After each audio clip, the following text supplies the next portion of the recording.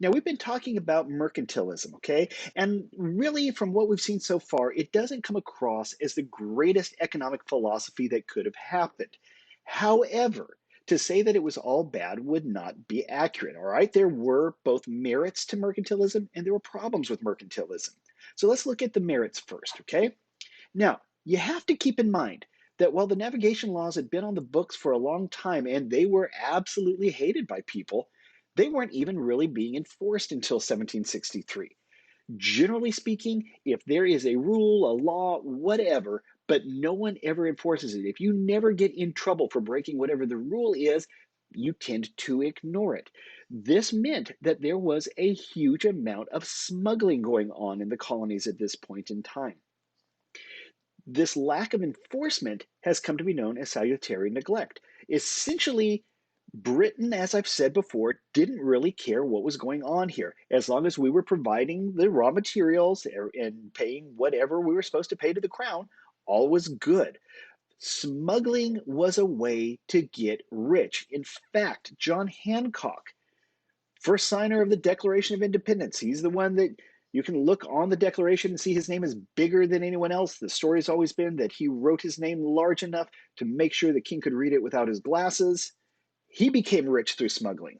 This was a great setup. You could go through, you could essentially become rich doing this, and you really weren't going to get in much trouble if you did get caught, if you were put on trial for that, generally speaking, you were going to be tried in a local court by your friends and neighbors who thought you were pretty cool for having been a smuggler. Okay. These smugglers, they were looked on like, Han Solo out of Star Wars, that basically, the cool guy. So in this case, you could make a fortune with very limited risk. Now, the tobacco planters in Virginia, for example, they couldn't ship anywhere except to Britain, okay? All of their crops had to be taken, loaded on ships, and sent to England. But they had a monopoly, okay? It wasn't so much that anybody could just grow whatever they wanted wherever. The tobacco farmers had a monopoly. They were the ones that were providing to the crown the tobacco that was then being sold, okay? We had, as a group of colonies, an unusual opportunity to self government. We had our own colonial governors, colonial legislatures, our courts, and things like that. And remember, we mentioned before Britain, 3,000 miles away. There's not a whole lot they're going to be able to do about anything. So we grew to just rule over ourselves, do what we wanted to do when we wanted to do it, and there was very little consequence to it. Plus, when it came to our defense, we had the mightiest army in the world in Britain, and we weren't really paying for it. Okay, the argument about taxes is always you hear the phrase fair share and things like that. Well, we weren't really paying to have the army that was protecting us. So we were getting a really good bargain out of this.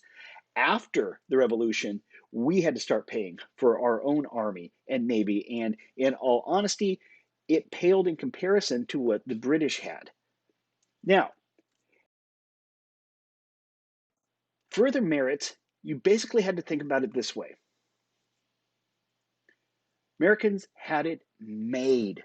Repressive laws weren't enforced much. The average American benefited from being, a British subject much more than the average Englishman did. The mistakes that were happening, the things that were leading to these grievances and anger toward the crown, these didn't really happen out of malice. It wasn't that those in power were trying to intentionally poke the bear, as it were. All of the problems dealing with mercantilism, this wasn't out of malice. Okay. Now, as we got closer to the revolution, more and more things were being done on purpose, and that's a different story that we'll get into later. Plus, you also have to take into account France and Spain both embraced mercantilism and they enforced it heavily. So, this was not just something that England alone was doing, but this is something that was happening essentially throughout the world. So we've looked at some of the benefits, some of the good things, some of the okay parts of mercantilism. Let's take a look at what was the menace. What were the problems of the mercantilist system? All right. After the French and Indian War, once The laws that Britain had on the books started to be enforced in the colony. After Britain started to enforce these mercantilistic policies in 1763, the fuse was essentially lit for the revolution. Once this started, it was like a domino effect. Okay? One after another was starting to go. One problem after another built on each other, and essentially, with the fuse being lit, it was going to come down to a fight at some point. Remember, following the French and Indian War, the American colonists really thought that they could take on anyone in the world. So there was that swagger that I mentioned before, and now we were getting ready to go into a fight. Now, some of the disadvantages of mercantilism included, but as always, were not limited to the fact that Americans couldn't buy, sell, ship, or manufacture under their most favorable conditions. Every nation has different things that it can create more easily than others, and there are different things that it's harder for them to create.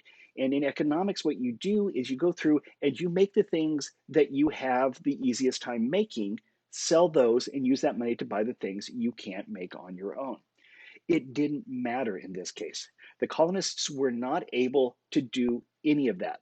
They were told by England, this is what's going to happen, this is the rule, this is what you can and cannot do.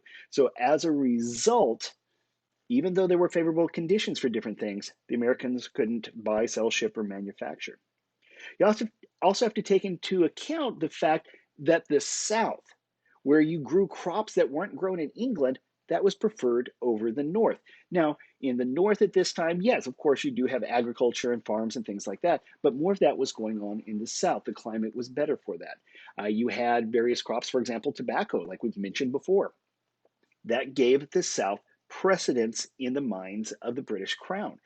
Here we are, we're looking at the South, we're looking at the various foodstuffs, tobacco, things like that, that could be grown and then taken to England.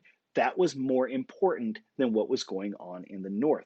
Now, Virginia, like we just mentioned, grew tobacco, and they were at the mercy of the English buyers. There was a monopoly, yes, but at the same time, it also meant that the tobacco buyers in England decided how much they were going to pay for the crop that was coming in. And they had a tendency to pay very poorly. And because of that, the tobacco farmers, a lot of them, were spending more money to raise their crop than they were getting for selling it. As a result, they were going into debt. And once they went into debt, this became a harder and harder issue to try and get out of. To all of those disadvantages, a lot of the colonists felt that all England was doing was milking her colonies for all they were worth. They were trying to squeeze every last iota of goods, services, etc., out of them without really caring. It wasn't so much that they were looking at the colonists as equal to those in Britain. It was they were looking at them as, you can think of it in terms of second class citizenship. They were, yes, they were English subjects, but they were colonials. So it was basically they looked at England and saw they're just trying to get what they can out of us. They don't really care what's going on. And as a result, that same level of grievance kept growing and growing and growing. In fact, later on, Teddy Roosevelt said that revolution broke out because England failed to recognize an emerging nation when it saw one. This basically is arguing that all of the necessary pieces were in place for the English colonies to create their own government and own nation state. The problem was Britain never saw it that way. The crown often thought that it was ludicrous to believe that their subjects would rebel or anything along those lines.